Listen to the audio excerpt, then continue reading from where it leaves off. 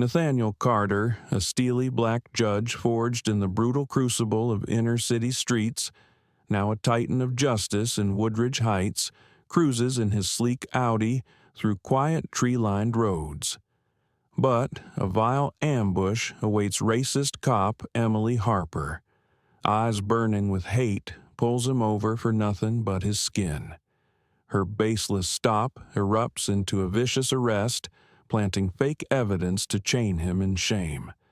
The betrayal ignites a firestorm, furious neighbors rally, social media detonates with millions of shares, and one night births a savage movement tearing down a corrupt system.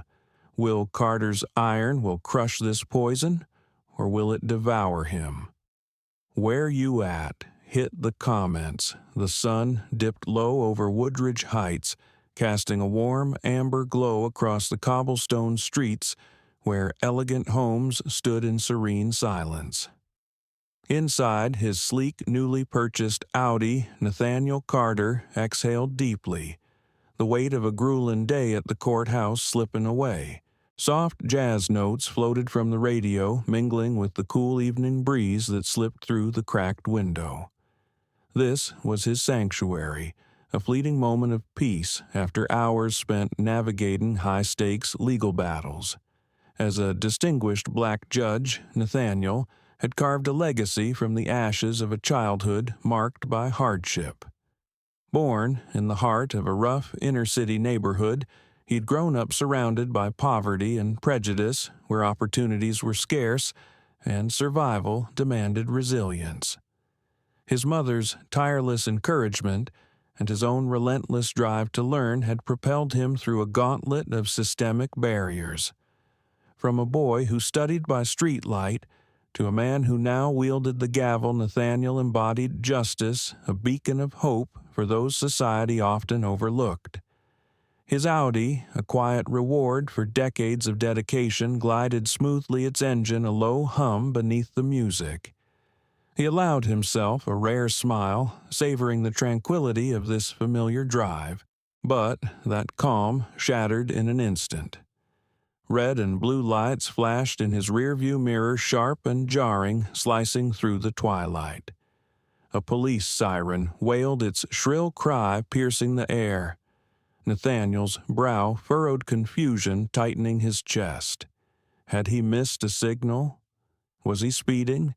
His speedometer read well within the limit, and his paperwork was impeccable. He glanced back, the lights pulsing closer, demanding his attention. A flicker of unease stirred within him, born not of guilt, but of a lifetime spent navigating a world quick to judge the color of his skin. He eased the car to the shoulder, his movements deliberate, his hands steady on the wheel. Nathaniel knew the stakes of this moment. He had seen too many stories, heard them in court, read them in headlines where compliance wasn't enough. As the police car pulled up behind him, its lights casting an eerie glow, a tall figure emerged. Officer Emily Harper. Her silhouette sharp against the fading sun approached with a purposeful stride. Her face, stern and unyielding, betrayed no hint of warmth.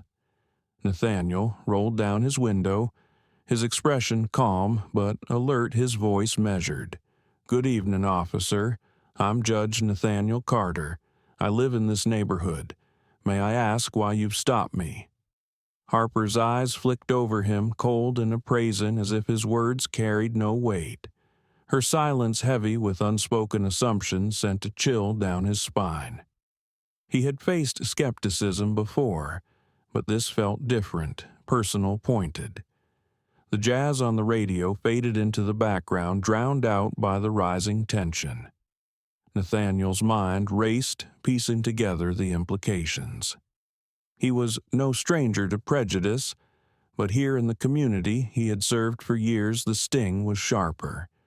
His achievements, his title, his very identity seemed to dissolve under Harper's gaze.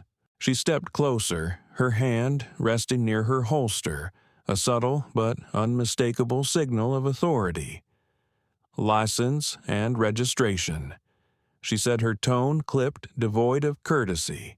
Nathaniel nodded, keeping his movements slow, his hands visible. He reached for the glove compartment, retrieving the documents with care. As he handed them over, he repeated, "I'm a judge officer. This is my car, legally purchased. Is there a specific issue?" Harper took the papers, her expression unchanging as if his title meant nothing. The air grew thicker, charged with an unspoken challenge. Nathaniel's heart beat faster, not from fear, but from the dawning realization that this stop wasn't about a traffic violation. It was about something deeper, something he had fought against his entire life.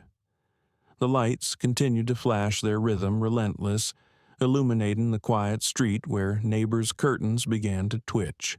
Nathaniel's mind flashed back to his youth, to the countless times he had been stopped, questioned, doubted each instance a brick in the wall of resilience he had built. He had risen above it all, earning respect through sheer determination. Yet here he was, facing the same old suspicions in a new guise. Harper's indifference wasn't just a dismissal of his identity, it was a reminder of the world's persistent biases. He straightened in his seat, his resolve hardening. Whatever this was, he would face it, as he always had, with dignity, with strength, and with the truth. The moment stretched heavy with potential as Harper stepped back, her eyes still fixed on him. Nathaniel knew this was only the beginning.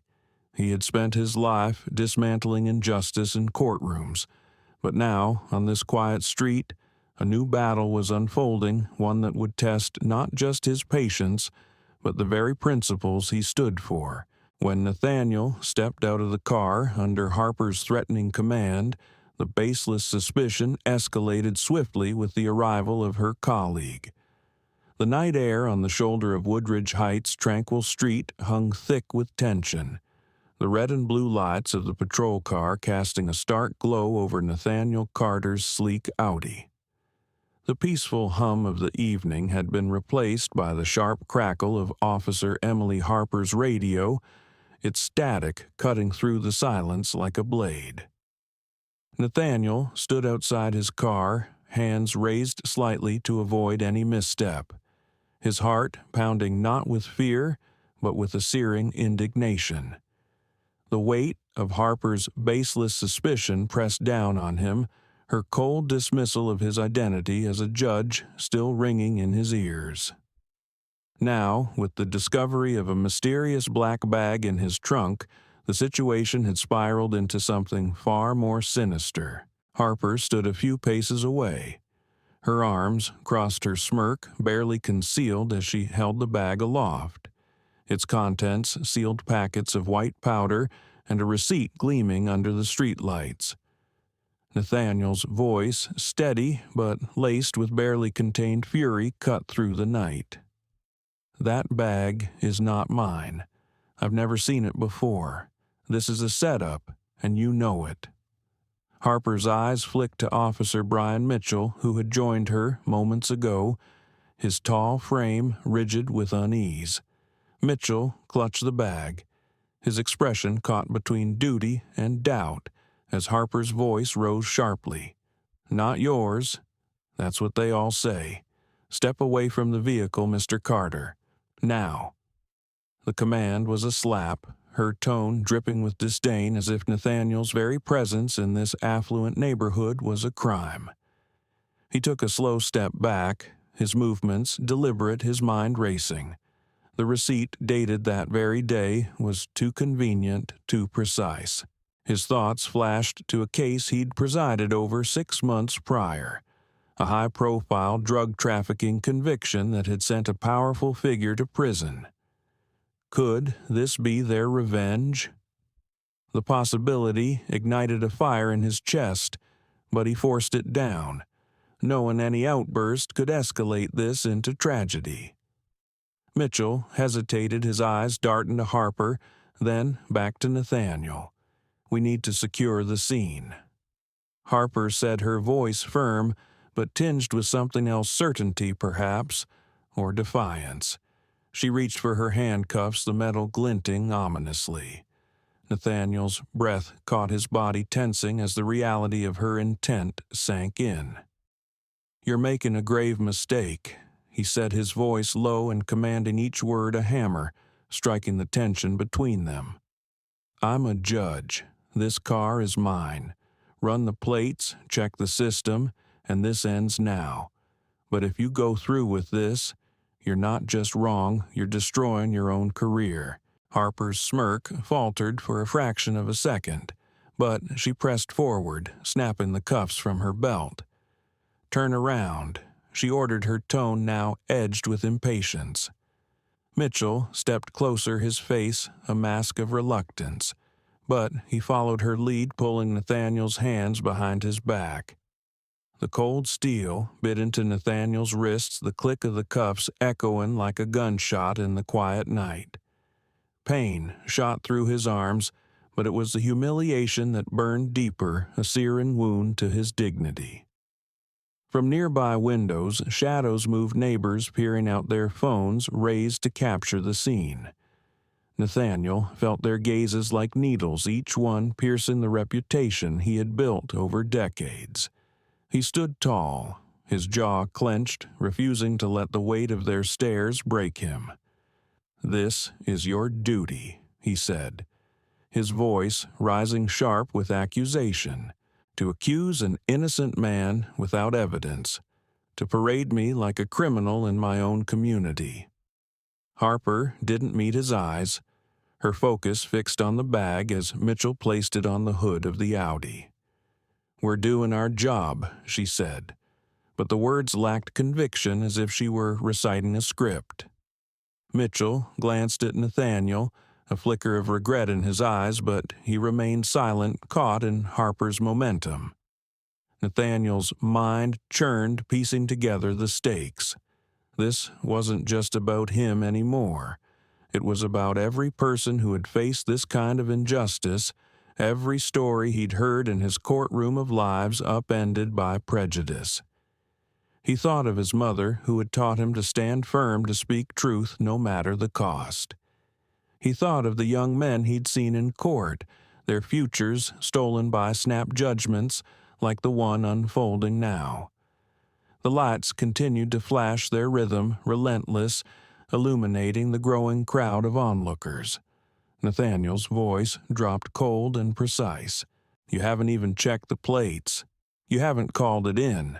You're acting on nothing but assumption. Do you understand what you're doing? You're not just cuffing me, you're cuffing your own future." Harper's posture stiffened, but she didn't respond, her silence a wall between them. Mitchell shifted, his discomfort palpable as he glanced at the bag, then at Harper. The air was thick, the tension coiling tighter with each passing second. Nathaniel stood motionless, the cuffs digging into his skin, but his eyes burned with defiance. He knew the law, knew his rights, and he would not let this moment define him as anything less than the man he was.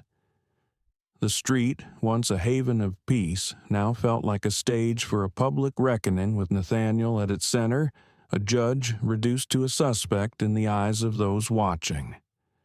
Harper's radio crackled again, but she ignored it, her focus locked on maintaining control. Nathaniel's thoughts flickered to the possibility of a deeper conspiracy, the bag a calculated move to discredit him. He had enemies, men and women whose crimes he had exposed, whose power he had challenged. But he pushed the thought aside, focusing on the present, on the fight he could wage here and now. The neighbors' phones glowed brighter, their recordings capturing every word, every gesture. Nathaniel's resolve hardened. He would not be another statistic, another name in a long line of injustices. He would fight, not with anger, but with the truth that had carried him this far. Harper stepped closer, her voice low but pointed. "You can talk all you want, Mr. Carter, but this bag changes everything." Nathaniel met her gaze unflinching. "No, officer. It's your actions that change everything, and you'll answer for them." The moment hung heavy, a precipice where one wrong move could tip the scales toward catastrophe. Mitchell stood frozen, the bag still in his hands, as the crowd's murmurs grew louder, their presence a silent judgment on the scene unfolding before them. With the mysterious bag now a fabricated piece of evidence, Harper's decision to handcuff Nathaniel thrust him into a public humiliation revealing the depths of her ingrained prejudice. The night pressed down on Woodridge Heights, the pulsing red and blue lights of the patrol cars painting the quiet street in stark, unforgiving hues. Nathaniel Carter stood beside his Audi, the cold metal of the handcuffs biting into his wrists, each click a fresh wound to his pride. Officer Emily Harper's voice still echoed in his ears, her order to cuff him, delivered with a chilling certainty that left no room for reason.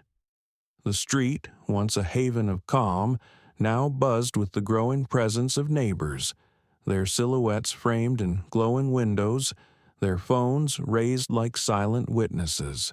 Nathaniel felt the weight of their stares, not of judgment against him, but of shock at the spectacle unfolding. Officer Brian Mitchell, his face taut with unease, stood holding the black bag, its damning contents a fabricated noose tightening around Nathaniel's reputation. Harper's smirk lingered, her eyes gleaming with a conviction that seemed to blind her to the truth. Nathaniel's chest burned not with fear, but with a righteous anger honed by years of battling injustice. He straightened his voice, cutting through the tense air like a blade. "Officer Harper, this is a travesty. That bag isn't mine. It's a plant, likely from someone I put away in court. You're letting prejudice cloud your judgment, and it's leading you to ruin." His words were measured, each syllable heavy with the weight of his authority, but Harper's expression didn't waver. She stepped closer, her tone sharp and mocking. "A plant. That's a bold claim, Mr. Carter. You expect us to believe someone sneaked this into your trunk." Nathaniel's eyes narrowed, his mind racing to a case from 6 months ago, a drug lord he'd sentenced to 20 years, a man who'd sworn vengeance from the courtroom. The receipt in the bag, dated today, was too precise a calculated move to discredit him. He leaned forward slightly, his voice dropping to a low, commanding rumble. "Check the case files from my court. You'll find names, motives, people who'd benefit from seeing me fall. But you won't, because you've already decided I'm guilty." Mitchell shifted his grip on the bag, tightening, his eyes flickering with doubt. He glanced at Harper, but she pressed forward her hand, gesturing sharply. "Enough talk. You're under arrest for possession of suspicious materials." The words hit Nathaniel like a physical blow, the injustice searing through him. As Mitchell moved to tighten the cuffs, the metal dug deeper, sending a sharp pain up his arms. He winced, but stood tall, refusing to let his dignity crumble. The neighbors' murmurs grew louder, their phones capturing every moment, the red recording lights glowing like accusations in the dark. Nathaniel's thoughts flickered to the countless cases he'd seen innocent men and women, their lives upended by snap judgments based on nothing but appearance. He was no stranger to this, but to face it here in the community he'd served was a betrayal that cut deeper than the cuffs. Harper's radio crackled, but she ignored it, her focus locked on maintaining her authority. Nathaniel's voice rose steady but laced with fury. "You're not just cuffing me. You're cuffing justice itself. You're parading a judge as a criminal in front of his neighbors, and for what a bag you haven't even verified, you're digging your own grave, officer." Harper's smirk faltered, but she quickly masked it, turning to Mitchell. "Secure him in the car." Mitchell hesitated, his eyes meeting Nathaniel's for a fleeting moment, a glimmer of regret flashing through them. But he complied, guiding Nathaniel toward the patrol car with a gentle but firm grip. The crowd's whispers turned to gasps, their phones unwavering, documenting the indignity of a respected man reduced to a suspect. Nathaniel's heart pounded, but he kept his head high, his gaze sweeping over the faces watching from their porches. He saw shock, anger, disbelief emotions that mirrored his own. This wasn't just his fight. It was theirs, a shared wound in a community that prided itself on unity. As Mitchell opened the patrol car door, Nathaniel paused, his voice low but resonant. "You can lock me in, but you can't lock away the truth. This bag, this stop, it's a lie and it's tied to a case I ruled on. Check my rulings from last spring. You'll find your answers." Harper scoffed, but her confidence seemed to waver, her eyes darting to the growing crowd. The streetlights cast long shadows, amplifying the drama, unfolding each flash of the patrol lights, a reminder of the stakes. Nathaniel's wrists throbbed the cuffs, a physical reminder of the injustice he faced, but his resolve burned brighter. He thought of his mother's words spoken long ago in a cramped apartment filled with hope. "Stand tall, Nathaniel. The truth is your shield." He clung to that now, his strength rooted in decades of fighting for what was right. Harper stepped back, her posture rigid, as if bracing against the weight of the moment. Mitchell closed the car door, the sound echoing like a gavel in Nathaniel's mind. He sat in the back seat, the leather cold against his skin, but his eyes never left Harper's. The neighbors' phones continued to record their lights, a constellation of truth in the making. Nathaniel knew this moment would ripple far beyond this street, beyond this night. He was a judge, a guardian of justice, and he would not let this define him. Harper's voice broke the silence, addressing Mitchell, but loud enough for Nathaniel to hear. "We'll take him in. Let's see how his story holds up." Nathaniel's lips pressed into a thin line, his anger tempered by a steely determination. He spoke, his voice calm but piercing. "You're not taking me anywhere until you verify that bag. You're playing with fire, Harper, and the whole world is watching." The crowd's murmurs swelled their presence, a growing force, their recordings a silent promise that this injustice would not go unseen. Nathaniel sat back, his heart steady, his mind sharp. He was ready for what came next because he knew the truth would not stay buried. In the moments that followed, as the scene hung in precarious balance, Harper's buried memories of a traumatic past began to surface, adding depth to her actions and sparking a tense internal dialogue. The night clung to Woodridge Heights like a heavy fog, the relentless flash of patrol car lights carving sharp shadows across the pavement. Officer Emily Harper leaned against her cruiser, her arms crossed tightly, as if holding herself together against the mounting pressure. The murmurs of the gathering neighbors, their phone lights flickering like fireflies, bore into her, each one a silent accusation. Nathaniel Carter sat cuffed in the back of the patrol car, his piercing gaze still burning in her mind, a judge reduced to a suspect by her hand. Officer Brian Mitchell stood nearby, the mysterious black bag still in his grip, his face etched with unease. The air crackled with unspoken questions, the tension so thick it seemed to choke the very street. Harper's breath hitched her composure, fraying at the edges. She wiped a bead of sweat from her brow, her fingers trembling slightly, betraying the storm raging within.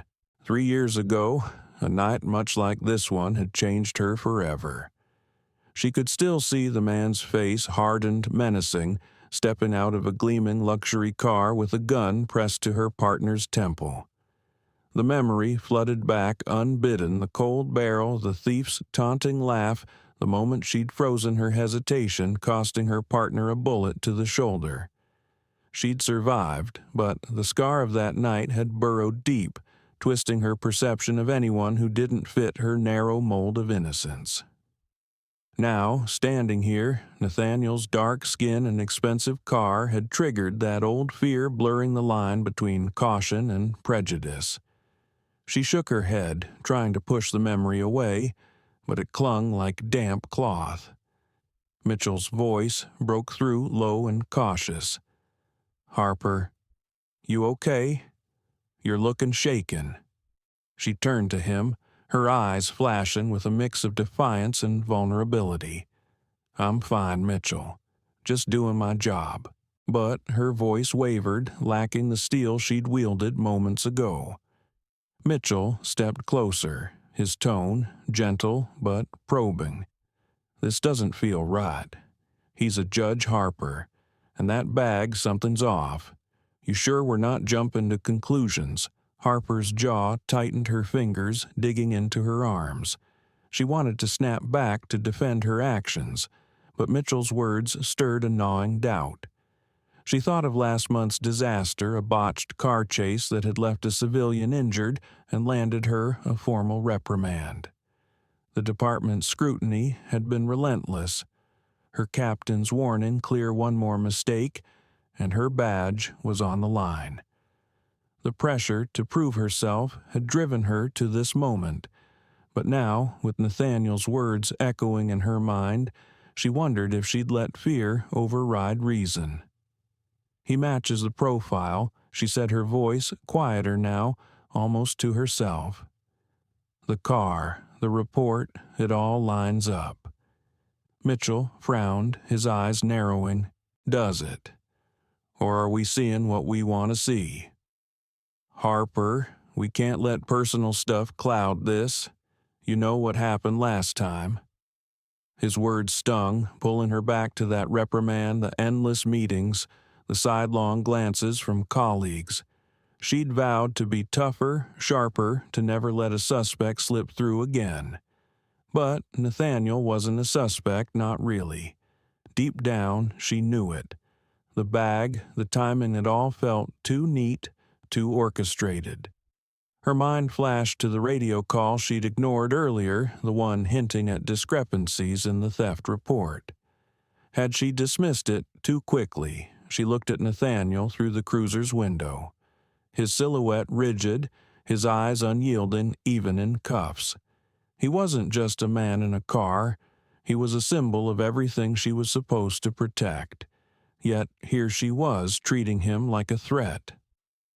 3 years ago, she said suddenly, her voice barely above a whisper, "I almost lost everything. A guy in a fancy car, just like this one, held us at gunpoint. I froze Mitchell. I can't let that happen again." Her admission hung between them raw and unguarded. Mitchell's expression softened, but his voice remained firm. "I get it, Harper. But that was then. This is now. We can't punish him for what someone else did. If he's telling the truth, we're the ones who'll pay."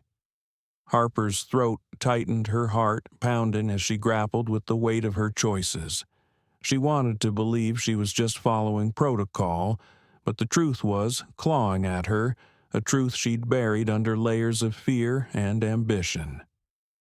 Nathaniel's words from earlier rang in her ears. "You're destroying your own career." She glanced at the neighbors, their phones still recording their faces, a mix of anger and disbelief.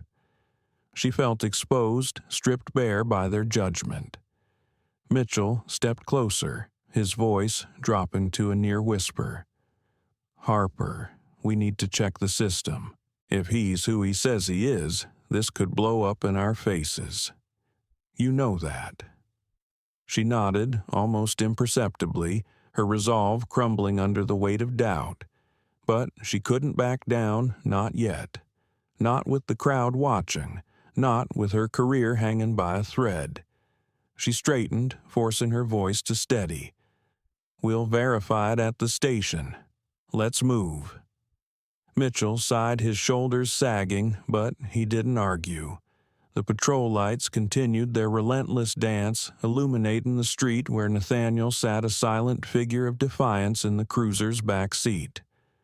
Harper's heart raced her mind a battlefield of duty and dread.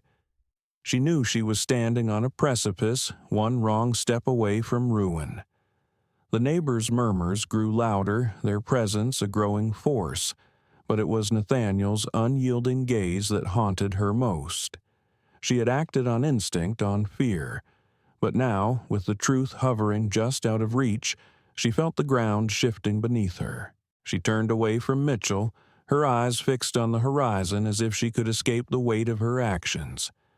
But there was no escape, not from the crowd, not from Nathaniel, and not from the truth she was beginning to fear she'd ignored. Nathaniel seized the moment to confront Harper, directly pushing her into a corner with his razor-sharp arguments and personal evidence. The air on Woodridge Heights' quiet street was thick with tension, the glow of neighbors' phone lights piercing the darkness like a jury's silent verdict. Nathaniel Carter sat in the back of the patrol car, his wrists still bound by cold steel, his gaze locked on Officer Emily Harper through the window. The red and blue lights of the cruisers pulsed relentlessly, amplifying the suffocating atmosphere. Harper stood rigid, her arms crossed her face, a mask of defiance, but the faint tremor in her hands betrayed her unraveling certainty. Officer Brian Mitchell hovered nearby, the mysterious black bag still in his grip, his eyes flickering between Harper and the growing crowd. Nathaniel's voice, calm but edged with steel, broke the heavy silence. "Officer Harper, you're standing on a razor's edge. The law is clear. Section 487 of the Penal Code requires probable cause for an arrest. You have none. Run my plates, verify my identity, or you're not just violating protocol, you're torching your career." His words were precise, each one a calculated strike drawing on his decades in the courtroom. Harper's jaw clenched, her eyes narrowing, but a bead of sweat glistened on her forehead, betraying her unease. The neighbors' phones glowed brighter, their recordings capturing every word, every gesture, a digital tribunal that amplified the stakes. Harper's voice, sharp but unsteady, shot back. "I know the law, Mr. Carter. We found suspicious materials in your vehicle. That's cause enough." Nathaniel leaned forward, his voice dropping to a low, resonant growl. "Suspicious. You haven't tested it, haven't verified its origin. You're acting on bias, not evidence. I've sentenced men for less, and I'll see this through to the end." His words carried the weight of his authority, a judge's command that seemed to shake Harper's resolve. Mitchell shifted uncomfortably, his gaze darting to the bag, then to Harper. "Maybe we should check the system," he said, his voice low, almost pleading. "He's got a point, Harper. If he's who he says he is, this could get ugly." Harper's eyes flashed with irritation, but before she could respond, her radio crackled to life, the voice on the other end sharp and urgent. "Unit 12, be advised the theft report on that Audi is flagged as erroneous. Possible internal error. Confirm vehicle details immediately." The words hung in the air like a thunderclap, a sudden revelation that shifted the ground beneath Harper's feet. Nathaniel's eyes widened slightly, a spark of vindication igniting within him. An internal error. This wasn't just a mistake, it hinted at something darker, a deliberate act to tarnish his name. Harper froze her face, paling the radio's message, stripping away her certainty. The crowd's murmurs grew louder, their phones unwavering, capturing the moment her authority began to crumble. Nathaniel seized the opening, his voice rising with controlled fury. "You heard it, officer. Your report is a lie. Someone in your system set this up and you fell for it. Uncuff me now, or this goes beyond you straight to the courts, the media, and your superiors." Harper's lips parted, but no words came. She glanced at Mitchell, seeking support, but his expression was grim, his silence a quiet rebuke. The neighbors' lights seemed to close in their recordings, a growing threat to Harper's fragile control. She clutched the radio, her knuckles white, as if it could anchor her against the tide of doubt. Nathaniel's mind raced, piecing together the implications. An erroneous report, a planted bag, it pointed to a calculated move perhaps from someone he'd crossed in his rulings. He thought of the drug lord's threats, the icy promise of revenge shouted across the courtroom. But he pushed the thought aside, focusing on the moment, on the woman before him, who held his freedom in her hands. "You're not just risking your badge," he said, his voice cutting through the night. "You're risking the trust of this community. Look around. They're watching. They're recording. And they'll remember." Harper's eyes darted to the crowd, the phone lights like a constellation of truth, each one a reminder of the consequences mounting against her. She took a step back, her breath shallow, her composure fraying. Mitchell spoke again, his voice urgent. "Harper, we need to call this in. Now. If that report's fake, we're in deep trouble." Harper's hand hovered over the radio, her fingers trembling. She wanted to stand her ground, to cling to the certainty that had driven her actions. But the radio's message had cracked that foundation. She pressed the button, her voice tight. "Dispatch, this is Unit 12, requesting immediate verification on the Audi's registration and theft report." The crowd's murmurs swelled, a ripple of anticipation spreading through them. Nathaniel sat back, his heart steady, his eyes never leaving Harper's. He knew the truth was close, but he also knew this moment was about more than his freedom. It was about exposing the flaws in a system that allowed this to happen, a system that saw him as a threat before a citizen. Harper's radio remained silent for a moment, the weight agonizing, each second stretching into eternity. She avoided Nathaniel's gaze, her eyes fixed on the ground, as if she could hide from the weight of her actions. Mitchell stood by his discomfort, palpable, the bag in his hands, now a symbol of their collective mistake. The street lights cast long shadows, the patrol lights pulsing like a heartbeat, amplifying the drama of the moment. Nathaniel's voice broke the silence, calm but unyielding. "You can't ignore this, Harper. The truth is coming, and it won't bend to your assumptions. Make the right call, or you'll answer for it not just to me, but to everyone watching." Harper's shoulders sagged, the fight draining from her posture. She knew she was cornered, her actions exposed under the unforgiving light of the crowd's scrutiny. The radio crackled again, the dispatcher's voice faint but clear. "Unit 12 vehicle is registered to Nathaniel Carter, no active theft report. Stand by for further instructions." The words were a lifeline, but also a noose tightening around Harper's dwindling authority. Nathaniel's lips pressed into a thin line, his vindication tempered by the knowledge that this was only the beginning. The crowd's whispers turned to gasps, their phones capturing the unraveling of a false narrative. Harper's face was a mask of conflict, her eyes darting between Mitchell and the cruiser where Nathaniel sat, a man wronged but unbroken. The moment hung heavy, a precipice where justice and prejudice collided, and Nathaniel knew he held the upper hand not through force, but through the unyielding power of truth. The shouts of a neighbor pierced the tense silence, marking the community's intervention and transforming a personal conflict into a collective movement. The street of Woodridge Heights buzzed with restless energy, the once quiet neighborhood now alive with the hum of voices and the glow of phone screens. Nathaniel Carter sat in the patrol car, his wrists still raw from the cuffs, his eyes fixed on the scene unfolding beyond the window. The red and blue lights of the cruisers cast a stark glow, but it was the neighbors' phone lights, bright, unyielding, that illuminated the growing crowd. Makeshift signs scrawled with marker on cardboard bobbed above the gathering, their messages bold: justice for Nathaniel and no more bias. Officer Emily Harper stood by her cruiser, her posture stiff, her face a battleground of defiance and doubt. Officer Brian Mitchell lingered nearby, his expression troubled, the weight of their actions heavy in his silence.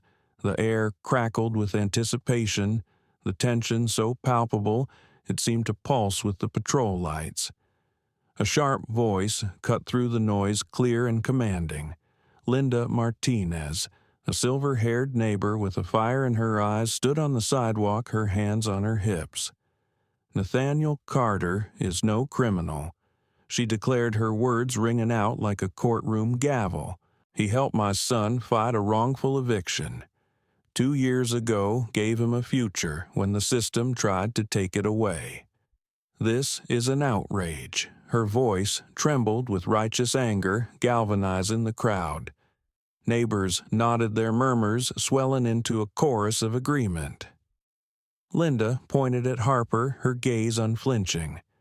You're treating a good man like a thief because of what the color of his skin. Shame on you. Harper's face tightened, her lips parting to respond, but the crowd's energy drowned her out. A young man, Jake, stepped forward, his phone raised high, its screen glowing with a live stream. This is going viral, he shouted, his voice brimming with defiance. #justice for Nathaniel is trending right now. The world's watching and we're not letting this go. The crowd roared, their signs waving higher, their phones capturing every moment. Harper's eyes darted to the growing mass, her confidence visibly cracking under the weight of their scrutiny. She raised a hand, her voice sharp but unsteady. This is a police matter. Return to your homes now. Her command fell flat, met with jeers and shouts of "Free him!" Linda stepped closer, undeterred, her presence a shield of community strength. We're not going anywhere until you release Nathaniel and explain this disgrace. We know him. He's our neighbor, our judge, our friend. You've got no right to do this without proof. Her words were a spark igniting the crowd's resolve. More neighbors emerged, some holding signs, others joining Jake's live stream, their voices merging into a powerful demand for justice. Nathaniel watched from the cruiser, his heart swelling with gratitude but tempered by caution. He leaned forward, his voice calm but resonant through the cracked window. Thank you, Linda. I appreciate your courage. But please stay safe. I'll handle this. His words carried a quiet strength, a reminder of his role as a protector, even now bound and wronged. Linda met his gaze, her eyes fierce but warm. We've got your back, Nathaniel. You're not alone. The crowd's energy surged, their chants growing louder, their phones a constellation of truth in the night. Harper's radio crackled, but she ignored it, her focus split between the crowd and Nathaniel's unyielding presence. She turned to Mitchell, her voice low but strained. We need to control this, Mitchell. They're blowing it out of proportion. Mitchell shook his head, his tone urgent. They're not wrong, Harper. We didn't verify anything. This is spiraling, and it's on us. His words stung a quiet challenge to her authority. Harper's hands clenched, her breath shallow as the crowd's chants grew deafening. No bias, no bias. They shouted their signs, thrusting into the air. Jake's phone screen flashed with notifications, the hashtag spreading like wildfire across social media, each share amplifying the community's outrage. Harper's face paled, the reality of the moment crashing over her. She had underestimated the power of this neighborhood, its unity, its refusal to stay silent. The street lights cast long shadows, the patrol lights pulsing like a warning, but it was the crowd's collective voice that held the real power now. Linda raised her arms, rallying the onlookers. "If you won't do your job right, we'll make sure the world knows. Release Nathaniel, or we'll keep this going all night." The crowd cheered their resolve unshakable, their phones unwavering. Harper's eyes darted between Linda and Jake, the weight of their accusations pressing down like a vice. She felt exposed, her authority unraveling with every recorded second. Mitchell stepped closer, his voice low but firm. "Harper, we need to call this in. Get someone higher up. This isn't just about us anymore." Harper nodded, her hand trembling as she reached for her radio, but her eyes betrayed a flicker of fear, not of the crowd, but of the truth they were forcing her to face. The neighbors' signs swayed their chants, a steady drumbeat of defiance, each one a reminder that this was no longer a routine stop. It was a reckoning, a community standing up for one of its own. Nathaniel sat back, his heart steady, despite the cuffs, his mind sharp with the knowledge that this moment was bigger than him. He had spent his life fighting for justice, and now the community he'd served was fighting for him. The crowd's energy was a force, a tidal wave that threatened to sweep away Harper's fragile control.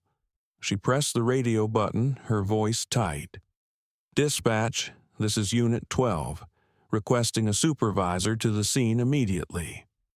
The crowd's cheers erupted, a wave of triumph that echoed through the night. Nathaniel's lips curved slightly, not in victory, but in recognition of the power unfolding before him. This was no longer his fight alone. It was theirs, a shared stand against a system that had failed them too many times. Harper stood frozen, her authority crumbling as the crowd's voices rose higher, their phones capturing the moment that would soon reach far beyond this street. The roar of an approaching engine signaled Captain Holloway's arrival, a turning point that forced a reckoning under the weight of undeniable evidence. The night on Woodridge Heights pulsed with raw energy, the street a stage lit by the relentless flash of patrol car lights and the defiant glow of neighbors' phones. Nathaniel Carter sat in the back of the cruiser, his wrists still stinging from the cuffs, his gaze steady despite the chaos unfolding outside. The crowd's chants echoed their signs demanding justice, swaying in the cool evening breeze. Officer Emily Harper stood by her cruiser, her face pale, her authority unraveling under the weight of the community's outrage. Officer Brian Mitchell lingered nearby, his silence heavy with unspoken regret. The roar of an engine cut through the clamor, and a new patrol car screeched to a halt, its lights adding to the kaleidoscope of red and blue. Captain James Holloway stepped out, his tall frame exuding authority, his crisp uniform a stark contrast to the disarray around him. His eyes swept the scene, landing on Nathaniel, and a flicker of shock crossed his face. He strode forward, his voice booming over the crowd's murmurs. "What in God's name is going on here?" Holloway's presence was a jolt, silencing the chants for a moment. Harper straightened, her voice tight but deferential. "Captain, we stopped this vehicle based on a theft report. We found suspicious materials in the trunk."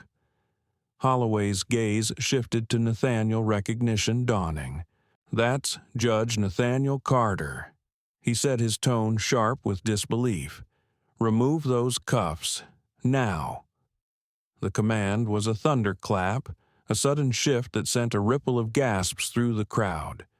Mitchell moved quickly, unlocking the cuffs with a click that echoed in the tense air. Nathaniel rubbed his wrists, the red marks a vivid reminder of the indignity, but he stood tall, his eyes locked on Holloway. The crowd's phones remained raised, capturing every second their lights, a testament to the moment's weight. Nathaniel's voice rose calm but searing. "Captain Holloway, this isn't a simple error. This is a symptom of a broken system. In 2024 alone, black drivers were stopped at a rate 3 times higher than their white counterparts in this state. Your officer acted on bias, not evidence. I demand more than an apology. I demand change." His words, backed by stark statistics, cut through the night-drawing nods from the crowd. Holloway's jaw tightened, his eyes flickering with a mix of respect and discomfort. He turned to Harper, his voice low but cutting. "Officer Harper, you were disciplined last year for a similar incident profiling a motorist without cause. Did you learn nothing?" Harper's face flushed, her eyes dropping to the ground, the revelation a public blow to her crumbling authority.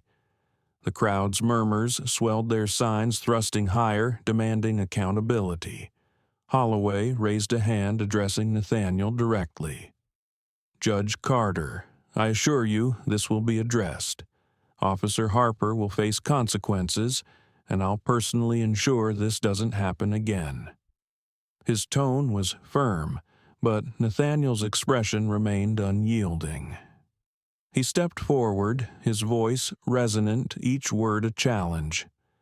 "Consequences aren't enough, Captain. I've seen too many promises buried in internal reviews.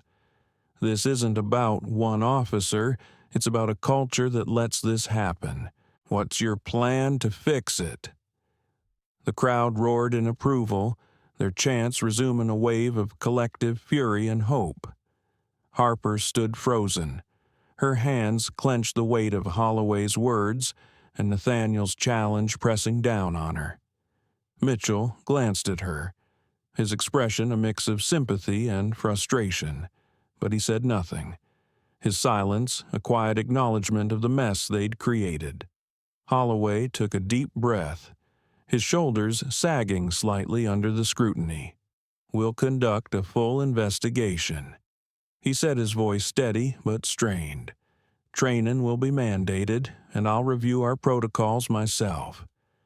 Nathaniel's eyes narrowed, his voice cutting like a blade. "Training. That's a start, but it's not enough. You're standing in front of a community that's lost faith in your force. Look at them." He gestured to the crowd, their phones, and signs a wall of truth. "They're not just watching, they're holding you accountable." The neighbors' chants grew louder, their voices a unified demand for justice. Holloway's face tightened, the pressure of the moment palpable. He knew Nathaniel was right. This wasn't an isolated incident, but a crack in the system he'd sworn to uphold. Harper's radio crackled, but she ignored it, her eyes fixed on the ground as if she could hide from the truth. Nathaniel stood firm, his presence commanding a judge even in this moment of humiliation. The crowd's energy was a force, their phones capturing a scene that would soon spread far beyond this street. Holloway turned to Harper, his voice cold. "You should have verified the report before acting. This is on you." Harper's lips parted, but no words came, her silence a confession of her misstep. The crowd's signs waved higher, their chants a steady drumbeat of defiance. Nathaniel's voice rose again, unwavering. "Captain, I'll hold you to your word, but know this, the truth doesn't wait. It demands action, and I'll be watching." His words were a promise, a vow that this fight was far from over. Holloway nodded, his expression grim, the weight of his responsibility settling heavily. The street lights cast long shadows, the patrol lights pulsing like a heartbeat, amplifying the drama of the moment. Nathaniel's wrists still bore the marks of the cuffs, but his spirit was unbroken, his resolve a beacon for the crowd. Harper stood by, her face a mask of conflict, the revelation of her past discipline a wound she couldn't hide.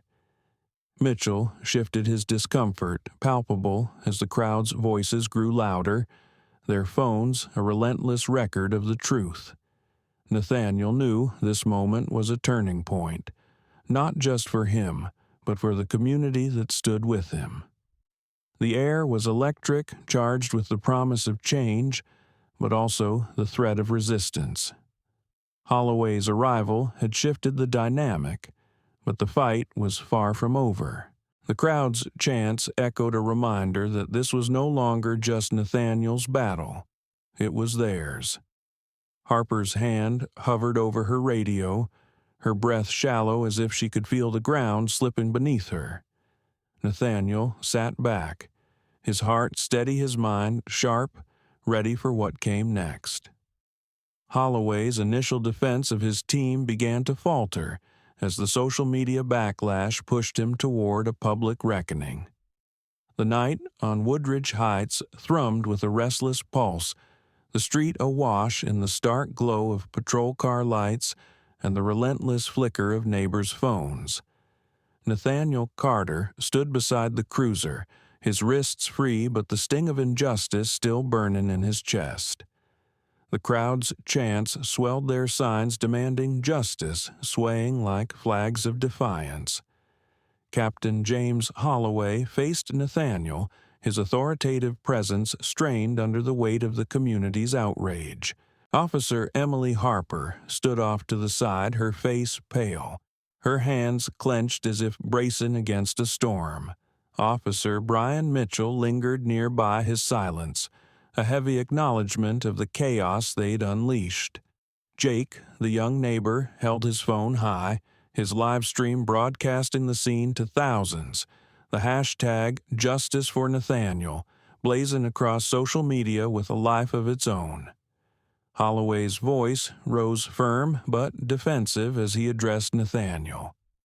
Judge Carter, I understand your frustration, but my officers were following protocol. We'll handle this internally, I assure you. His words were meant to quell the tension, but they landed like fuel on a fire. The crowd's murmurs turned to boos, their signs thrusting higher, their voices unified in rejection. Nathaniel stepped forward, his presence commanding his voice, a steady blade cutting through the noise. Internal handling. That's a shield for inaction, Captain. 2 years ago, I presided over a case where your department buried an officer's assault on a black teenager. No charges, no accountability, just a quiet transfer. I won't let that happen here.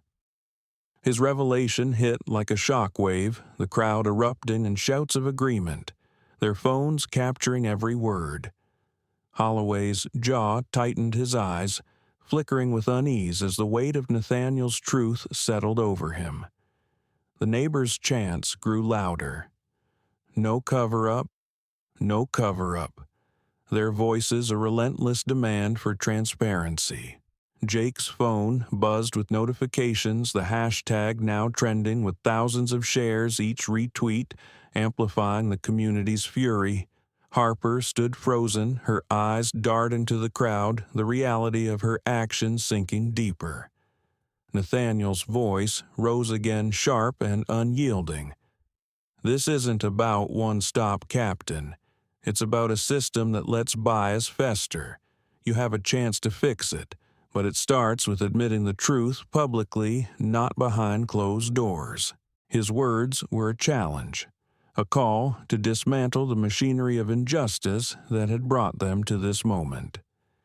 Holloway's face hardened, his instinct to protect his department, warring with the undeniable pressure of the crowd. "We're not the enemy here," he said, his voice strained. "We're doing our best in a tough job." The crowd jeered, their signs waving furiously, their phones a wall of light documenting his resistance. Linda Martinez, the fiery neighbor, shouted from the front, "Your best got a judge cuffed for no reason. We're done with excuses." Her words ignited a fresh wave of chants, the community's resolve unshakable. Nathaniel's eyes locked on Holloway, his voice dropping to a low, resonant tone. "You're standing in front of people who've lost faith in your badge. Look at them. They're not just my neighbors, they're your responsibility. Do your job, or they'll make sure the world knows you didn't." The crowd roared their voices a tidal wave of defiance, their phones capturing the moment that could redefine this community's trust. Harper's breath hitched, her hands trembling as she watched the scene spiral beyond her control. Mitchell stepped closer to her, his voice low but urgent. "This is bigger than us now, Harper. We messed up, and it's out there for everyone to see." His words were a quiet plea, but Harper's face remained a mask, her inner turmoil hidden behind a wall of silence. Holloway's phone buzzed in his pocket, the sound cutting through the chaos like a warning. He pulled it out, his expression darkening as he read the message. A call from headquarters, a directive from someone higher up, their words unspoken, but their weight unmistakable. The crowd's chants didn't falter, their signs a relentless demand for justice. Holloway's shoulders sagged slightly, the reality of the situation crashing over him. He turned to Nathaniel, his voice quieter now, almost resigned. "I'll order a public review of this incident. We'll make it transparent, Judge Carter. You have my word." Nathaniel's eyes narrowed, his voice firm but measured. "Words are cheap, Captain. I want a timeline, a plan, and accountability, not just for tonight, but for every time this happens. The data doesn't lie. Black citizens face disproportionate stops, searches, and arrests. Fix it, or we'll keep pushing until you do." The crowd cheered, their voices a thunderous endorsement, their phones amplifying the moment to a global audience. Jake's live stream surged, notifications flooding his screen as the hashtag gained momentum, shared by activists, journalists, and strangers moved by the injustice. Harper stood by her silence, deafening, her face a canvas of conflict as the crowd's energy pressed against her. Holloway nodded, his expression grim, the weight of his promise heavy in the air. "We'll hold a press conference tomorrow," he said, his voice carrying over the crowd. "We'll lay it all out, everything." The neighbors' cheers erupted, a wave of triumph that echoed through the night. Nathaniel stood tall, his presence a beacon of resilience, his fight now the community's own. Harper's eyes met his for a fleeting moment, and in that glance he saw a flicker of something, regret, perhaps, or fear of the consequences she'd unleashed. Mitchell shifted, his discomfort palpable as the crowd's voices grew louder, their phones a relentless record of the truth. Nathaniel knew this moment was a turning point, a chance to force change not just for himself, but for everyone who had faced this kind of wrong. The street lights cast long shadows, the patrol lights pulsing like a heartbeat, amplifying the drama of the moment. Holloway's phone buzzed again, a reminder of the pressure from above, but it was the crowd's resolve that held the real power now. Nathaniel's heart steadied, his mind sharp with the knowledge that this fight was far from over, but the tide was turning. The air was electric, charged with the promise of accountability, but also the threat of resistance from a system slow to change. Harper's inner turmoil reached a breaking point, paving the way for a heartfelt confession and a concrete plan for reform. The night air on Woodridge Heights hung heavy, charged with the electric hum of a community demanding justice. Officer Emily Harper stood alone by her cruiser, the relentless flash of patrol lights casting her in a stark silhouette. The crowd's chants had softened to a murmur, their phones still raised a constellation of truth capturing every moment. Nathaniel Carter stood tall beside Captain James Holloway, his presence a quiet force, his eyes fixed on Harper with a mix of resolve and expectation. Officer Brian Mitchell lingered nearby, his face etched with unease, the weight of the night's events pressing down on him. The street, alive with the crowd signs and the glow of their screens, pulsed with anticipation, the hashtag Justice for Nathaniel, now a wildfire spreading across the digital world. Harper's hands trembled, her breath shallow, as she felt the crowd's gaze boring into her. She was exposed, stripped of the armor of her badge, her actions laid bare under the scrutiny of those she'd sworn to protect. A memory surged unbidden, her daughter, barely 10, asking over dinner. "Mom, do you ever make mistakes at work?" The innocence of that question now burned like a brand, forcing Harper to confront the truth she'd dodged all night. She took a shaky step forward, her voice low but clear, cutting through the tense air. "I was wrong."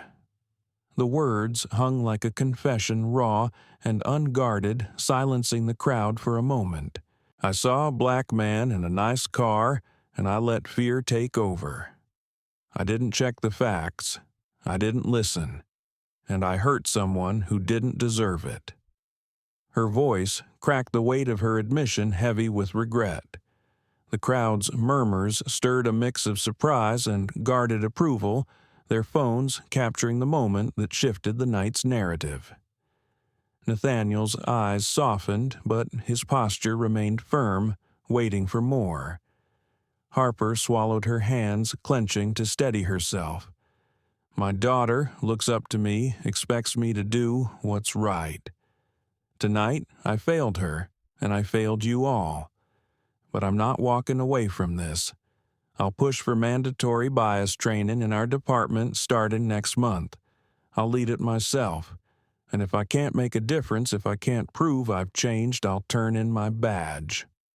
The crowd gasped the promise of resignation, a jolt that rippled through them.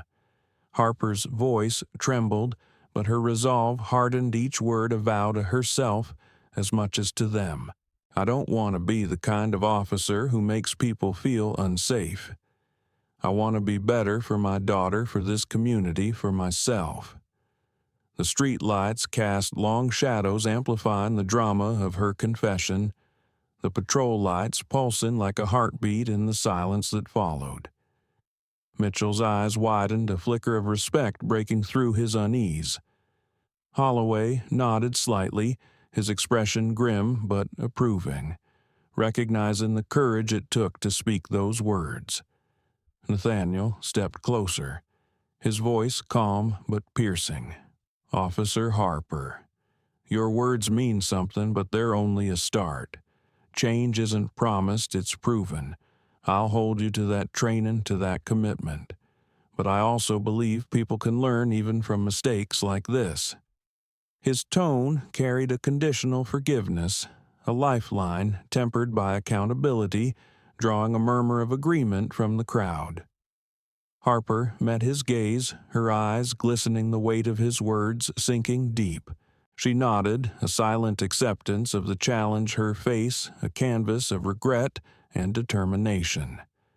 The crowd's phones glowed brighter, their recordings capturing a moment of raw humanity, a crack in the system that had sparked this night. Harper's heart raced, her mind replaying the choices that had led her here, the fear, the rush to judgment, the failure to question. She thought of her daughter again, her innocent question now a guiding light, urging her to rebuild what she'd broken. Mitchell stepped closer, his voice low but supportive. "You did the right thing, Harper. It's not easy, but it's a start." His words were a quiet anchor, grounding her in the chaos. The crowd's murmurs grew louder, some nodding, others still skeptical, their signs a reminder of the trust she'd yet to earn. Holloway cleared his throat, addressing the crowd. "This department will hold a press conference tomorrow. We'll lay out a plan for reform, and Officer Harper's training initiative will be part of it." His voice carried authority, but it was Nathaniel's presence that held the crowd's attention, a judge who had turned his own injustice into a call for change. The phones continued to record the hashtag, surging with shares, each one a testament to the community's power. Harper stood alone, her confession a turning point, but the road ahead loomed long and uncertain. She felt the weight of every eye, every camera, but also a flicker of hope, a chance to redefine herself to make her daughter proud. Nathaniel's words echoed in her mind, a reminder that change was a choice she had to make every day.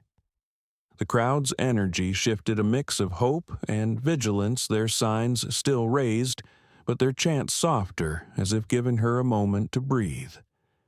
Harper's hands unclenched her breath, steadying as she realized this was her first step toward redemption, not just for tonight, but for the future.